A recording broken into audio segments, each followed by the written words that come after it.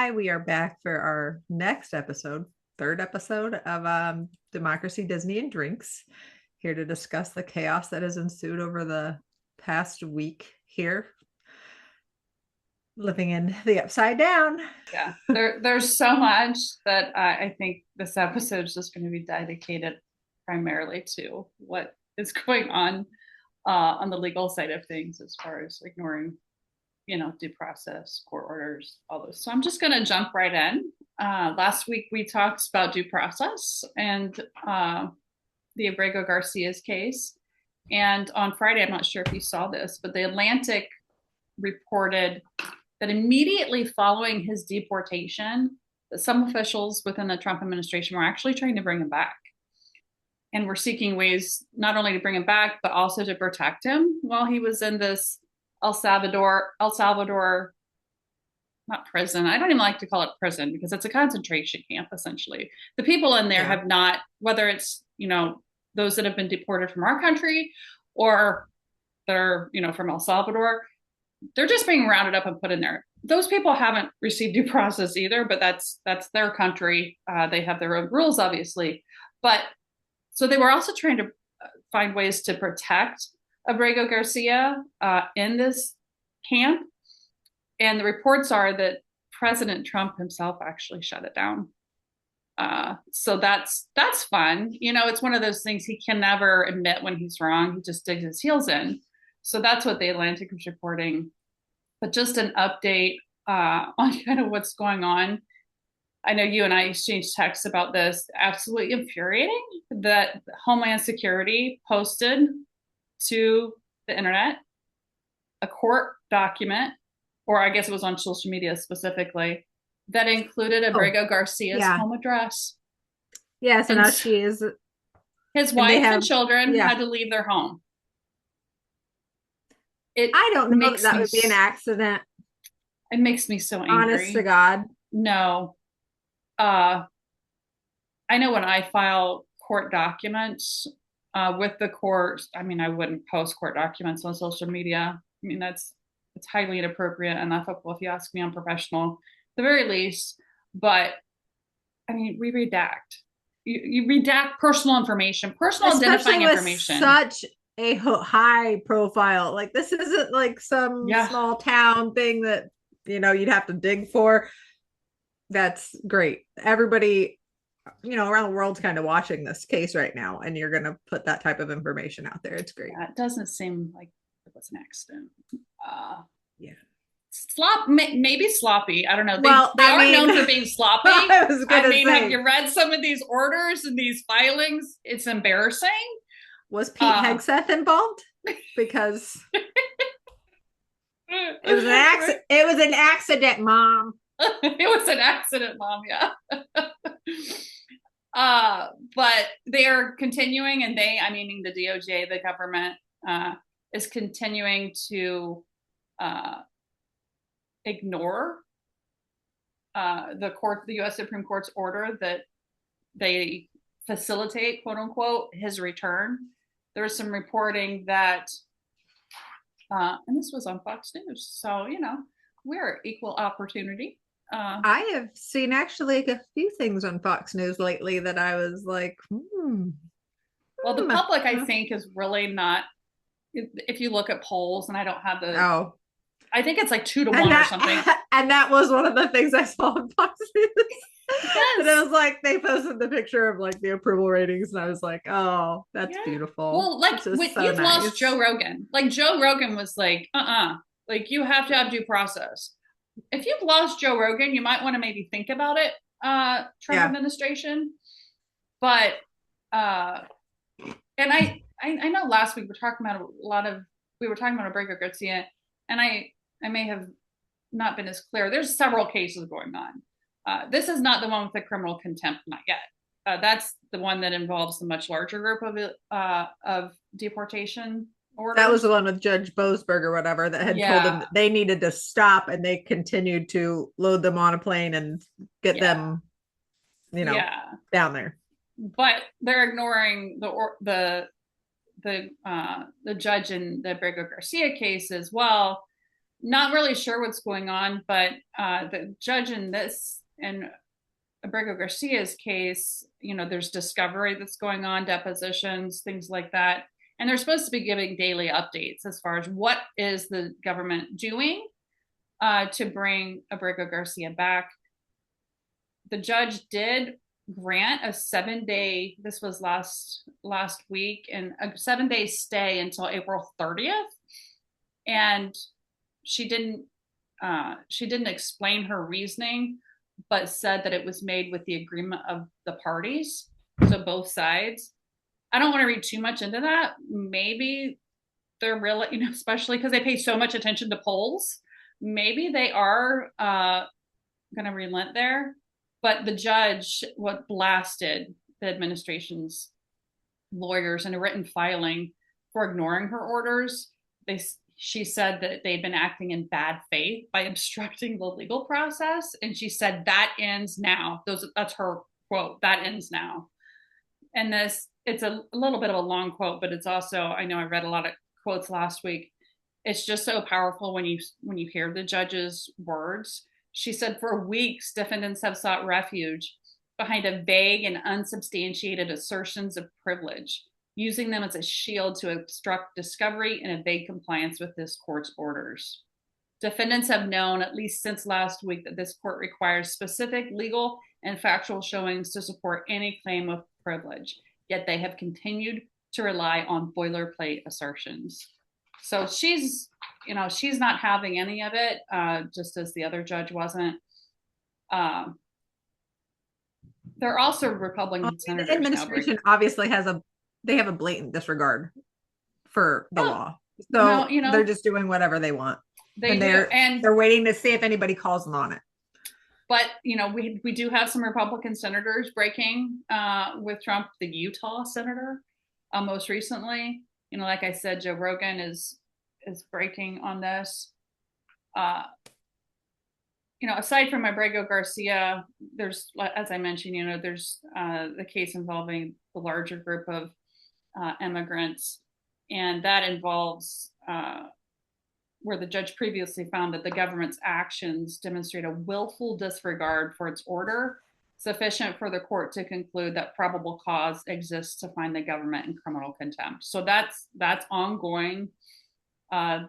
What's crazy about that case is that the judge really doesn't want to hold them in contempt.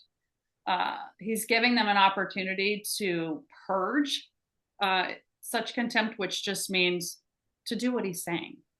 So provide the information, stop obstructing the legal process.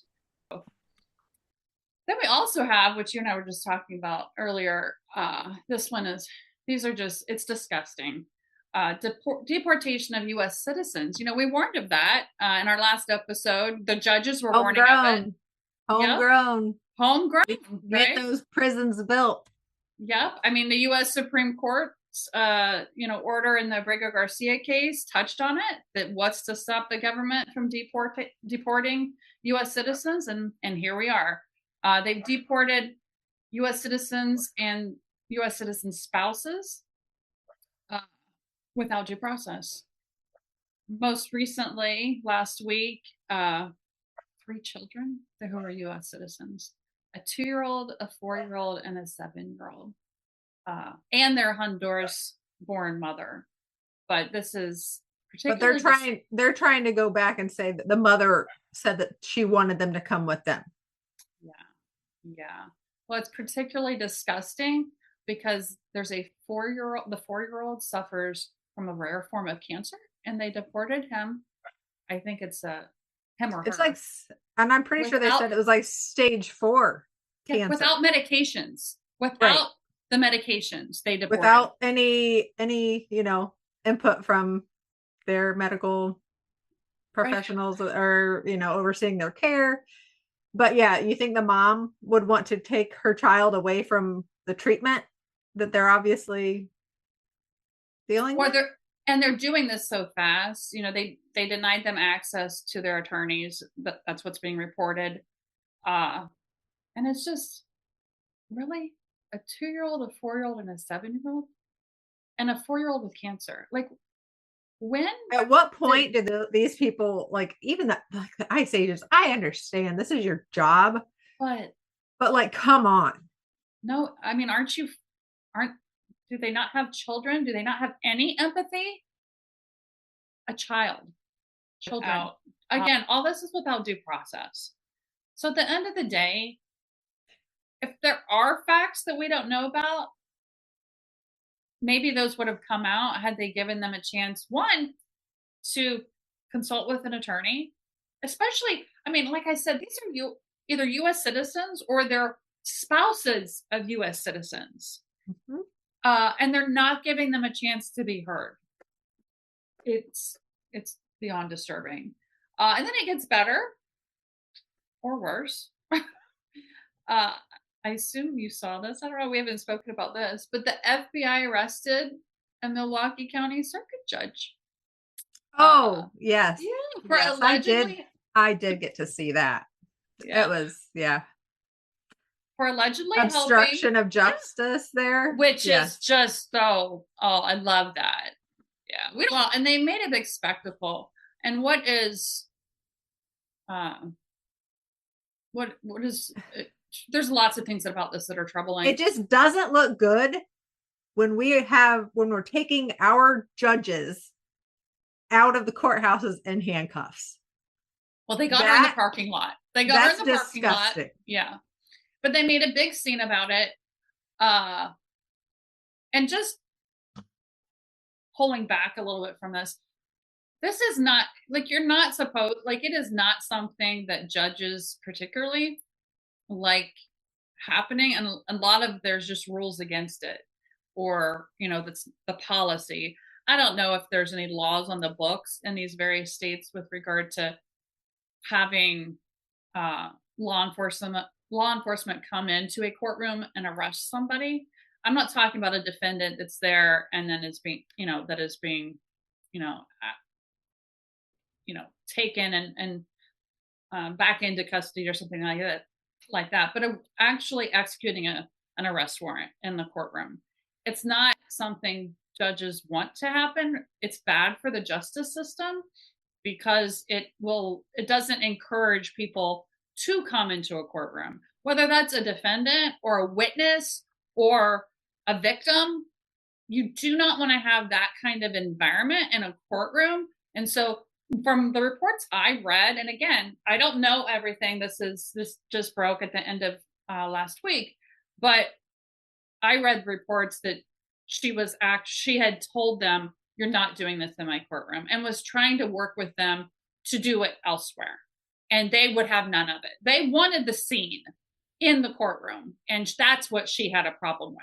So I'm sure it'll, she's been charged. She was taken into custody. She is out on bond, and I think she released a statement saying that she will defend herself against essentially these unfounded charges. So stay tuned on that. And what also, this makes me angry. Everything makes me angry, but this makes me angry. You had the director of the FBI, Kash Patel, and the Attorney General, U.S. Attorney General Pam Bondi, going on TV and tweeting, or whatever you call it on X these days, or Truth Social, putting things out there, commenting on this. That's not normal. You don't do that as a director of the FBI or as the U.S. Attorney General. You don't comment on active cases. And there they are. And it's not, they're not using words like allegedly. Oh, they're just trying to be intimidating is what they are. Yes. They're trying to be like, we're going to come after you. And anyone that gets in our way or doesn't want to, listen or do what they're told, you'll be sent to jail. Well, that's what Pam Bondi actually said. Yeah. She was on Fox News saying, we're going to come after these judges who are getting in our way. Whoa. Like, that's, that harkens back to another time. Yeah. There was a quote that was going around social media that had something to do with that. And it was like, oh, wait, nope. This is not what you're thinking. This is actually a quote from, like, I don't know if Hitler had put it out or, some high ranking person within the Nazi Germany. Yeah. Like that's nice. And we should start a game like guess who said it, whether it was the Nazis. I love it. Or the Trump administration, the Trump cabinet. Next time, let's do it. Okay, I'll come up with it. We'll each come up with 5. That'd be great. Who said it? Yeah.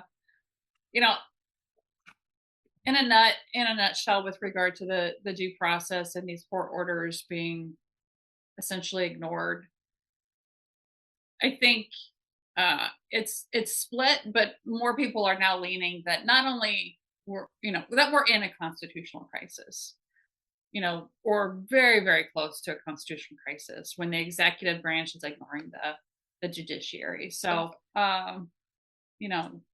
switching gears a little bit, Signal Gate round 2, Pete Hegseth, he's in all his glory.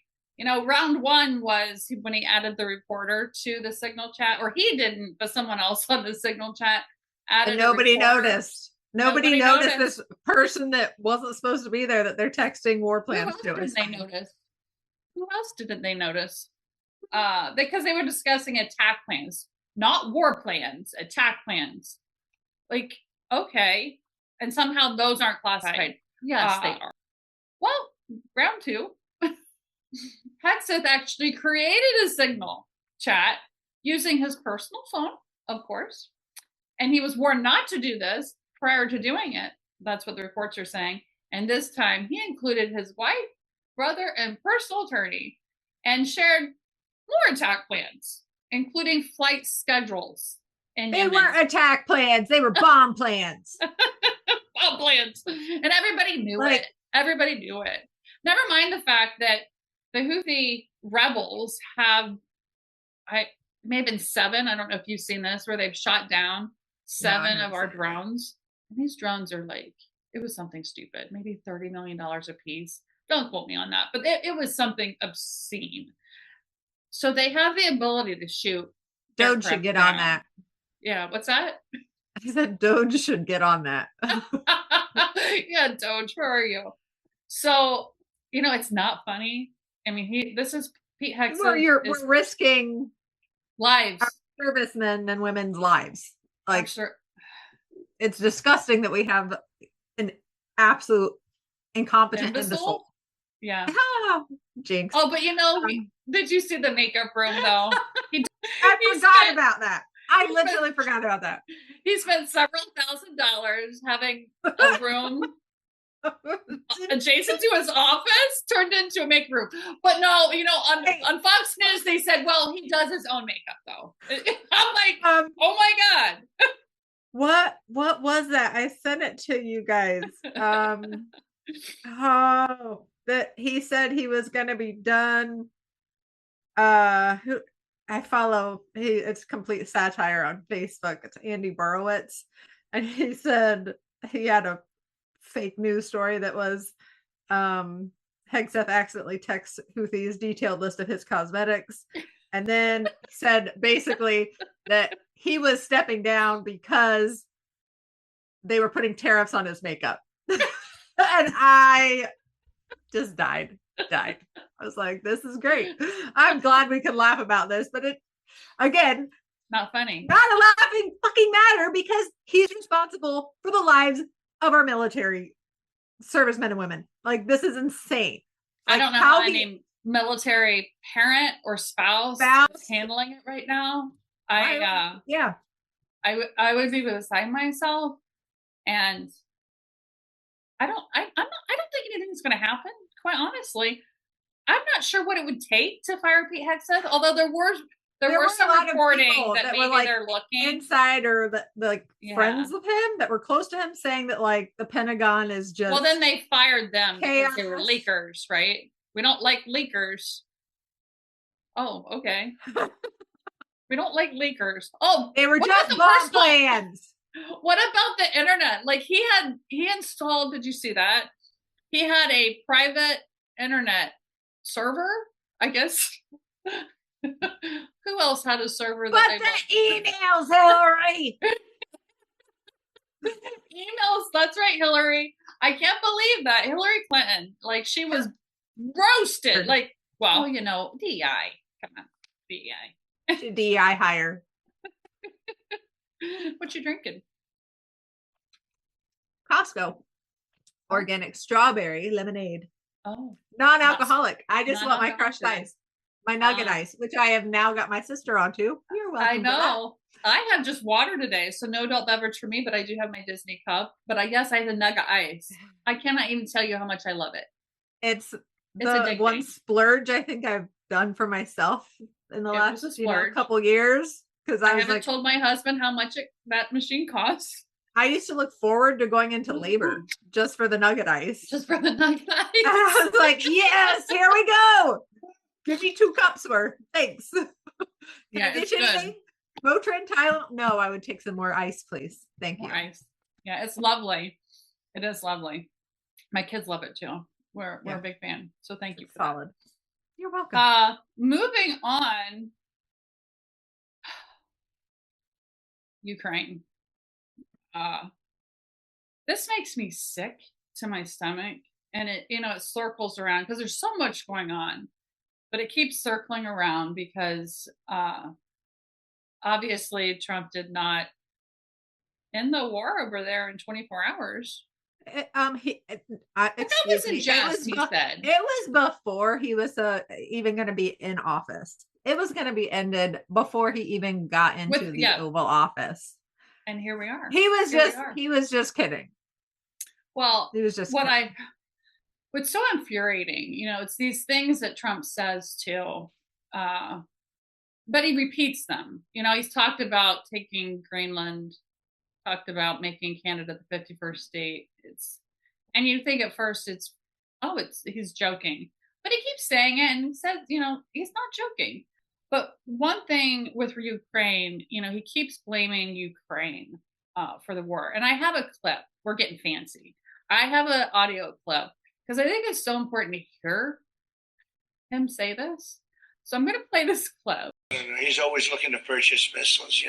He's against. Listen, when you start a war, you got to know that you can win the war, right? You don't start a war against somebody that's 20 times your size and then hope that people give you some missiles. Yeah, so he just continues to blame Ukraine, and there's some infatuation that he has with Putin. I don't get it. I have no idea what's going on. I swear to God, I'm still on the kick with, as much as I don't want to be a conspiracy theorist or go down that path. Like it makes sense. Like there was that, like the rumor that he had been over there in like, what was it, the 80s? And then he was he was really going under in a lot of his business ventures. And then what do you know? He came back to the States and bought, was it Trump Tower at that time in New York? Like one of the largest or most expensive real estate purchases in New York. Where did that money come from? It doesn't. And then those people within the, like there were Kremlin people saying, oh yeah, that he's an asset. They're saying he's an asset. Yeah. So I'm like, I don't like to be a conspiracy theorist, but my God, it makes sense because he's done nothing but cater to Putin. Well, and that's like, this is just sickening. So I don't know how much of this you saw, but so Marco Rubio, which, man, he is sickening all by himself. Like, you think? But, I can't stand him. But Trump and Rubio apparently made what they described as a final offer for peace. And if it doesn't work, they're just going to walk away. Yeah. And by they mean the U.S. We're just going to walk away from it, which we all know what that means. But the final offer, I don't know if you looked into this at all, but it gives Russia what they wanted. Everything. There's no fucking concessions. Well, no. Trump did say basically fought for nothing. The concession is that Russia won't take all of Ukraine. Oh yeah, that was the concession. That's stupid. Are you son of flipping a bitch. serious? Like part of it is, and there's a recognition that Russia owns Crimea. Like the U.S. will recognize that. Ukraine will recognize that. Ukraine will not join NATO, and all sanctions against Russia that have been imposed since 2014 will be lifted. Oh, nice. So that's encouraging.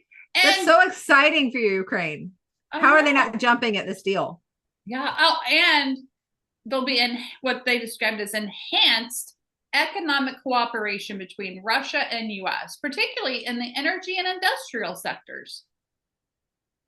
What the fuck? Art of the deal. Art of the Art deal. of the deal. This is what it is. I didn't either.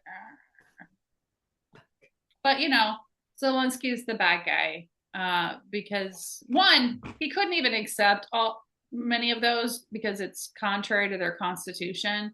But it's so insulting. And even like this morning or last night, Russia continues to bomb the hell out of Ukraine and still targeting residential, you know, apartment buildings and hospitals. And I mean, they're killing civilians. Mm-hmm. But, you know, I'm sure I did enjoy though the coverage with the Pope's funeral, where he apparently got when Zelensky came in, like it was almost like a round of applause. Like everyone stood up for him. Yeah.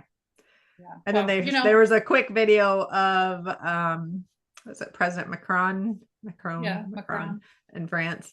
That he had went up and like shook his hand, and like Trump kind of inserted himself, and what a jackass. I do like, you know, sticking with the Pope a little bit, you know, that Pope Francis, who, and I'm not a super religious person, but Pope Francis, I really liked him. Yes. Yeah. Like I was sad for that. Yeah. Yes. I feel like that he was what should be religion. Right. Like taking care of the needy and the migrants. And I absolutely love that one of his last things that he did was to have his second in command apparently lecture JD Vance. Did you see that? About humanity and about taking care of migrants and empathy. So I love that. And the Vatican put that out. So it wasn't even anything, you know, usually the Trump administration would hit back about fake news, but the Vatican put this out there. So good. So, but yes, it was sad to hear of the Pope's passing, and I know. And some of the ignorant comments that came out of officials in our country that were saying, oh, you know, now we don't have a woke Pope and all that garbage. Yes, Marjorie Taylor Greene was awful. She has. Yeah, I know there aren't enough words for people. So, you know, a lot going on. I'm sure more will happen. I think we're going to do our second episode on healthcare and all the. Yeah, I think you probably have a book that we want to talk about there. So let's wrap this up just with some, you know, a couple things with Disney. I guess just going with Ukraine. Let me backtrack just a little bit. You know, we talk about things that we can do and to be uncomfortable about using your voice and speaking up. You know, I have 2 Ukraine signs in my front yard. I live on a fairly busy street. I'm putting it out there. You know, I have a US flag hanging upside down off of my garage. They're little things, but you know, that's what I'm encouraging everyone I know that it's time to speak up, and it's time to say that's not right. So I hope more people do that. That's what I would like to see. I'm still writing letters. I'm still calling when I can, and I'm talking to people even when it may not be comfortable. Gets a little awkward. A little bit. It's okay. It's okay. Don't care. So turning real quick to Disney before we wrap this up, you know, we didn't talk about the Disney bubble. I had that marked down, I think early on, like as far as like why we like it. It's so important right now, and that's why I long for the Disney bubble. When is your next trip, by the way? we were going to go in June. We planned for August before school starts back up again, but I was going to go in June as well. But now with a pending adoption, possibly in the next couple weeks, Ooh, adoption, some a baby, some feline adoptions that we've never dealt with before. Yes, this is where I'm going to take credit because you got me hooked on the nugget ice, but I adopted 2 little kitties at Christmas time. We did not think we were a cat family. We have 2 dogs, so we love right. Animals. We're dog people. Dog people, but I hadn't really considered getting a cat, let alone 2. Yes. Let alone, I mean, I'm kind of on the fence to get 4 or 5 because it's a whole litter, and they're darling, and Mama's very nice too. But I tried to ask. I thought maybe I could take a 3rd, and I've been told no. It almost ended my marriage. I'm gonna sneak him into your house. Just stop by and there's something with that, like the cat reallocation or something. Where cats just find you. Cat law number 2: if it's in the house, you can't take it out. Doesn't know how to do. I'm very excited for you. I cannot wait to meet the little ones. They're do you have cute names? Little nuggets. I've suggested names. I suggested Disney names. I only have one for sure, and this little boy is so precious, and he has polydactyly, so he has an extra finger on his front paws. So it looks like he has little mittens, and it's the sweetest little thing. Is it on both paws? Yeah, so his mom has it too, and one of the other little girls in the litter, but he's a little orange guy, polydactyly. And he just came to me and we bonded. And do you have a name? No, I don't yet. I think it depends on what we get the next. If we get the little brown tabby girl or another little orange boy, then we'll kind of see if there's like a pairing or something. I don't know. The girls are throwing out like food names, like it's gonna be mac and cheese. I'm like, stop it. Let's not. My little boy, as you know, is Gus from Cinderella. Gus. Yes. And the little girl is Meredith Grey. My daughter. That's not a Disney name. No. She's obsessed with Grey's Anatomy and wants to maybe be a doctor someday. And loves Meredith Grey. And they're lovely. And they're very therapeutic. They've been therapeutic for me. So hopefully I can't wait to introduce, to be named. Maybe 2, maybe 4. You have 2 dogs too. You have 2 dogs too. And 3 kids. Yes, it's gonna be a zoo here, but you know what? It's fine. This is how I cope. I'm just going to rescue more. You can't be in the Disney bubble. So I'm gonna rescue more animals to get me through this. Exactly.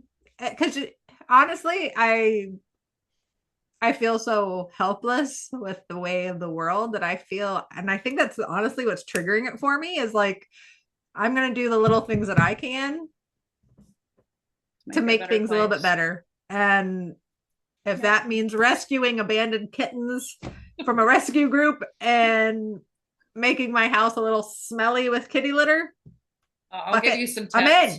Tips and tricks. I got some for you. But so we got off on a tangent there. But Disney names, we do like to name pets after Disney characters. My dogs are one that's named after Cinderella as well. Ella, Cinderella. So there's our Disney tie-in. But I guess with that, we'll end here, and we'll circle back on all that is going on with our health and environment. So until next time, get excited. See ya.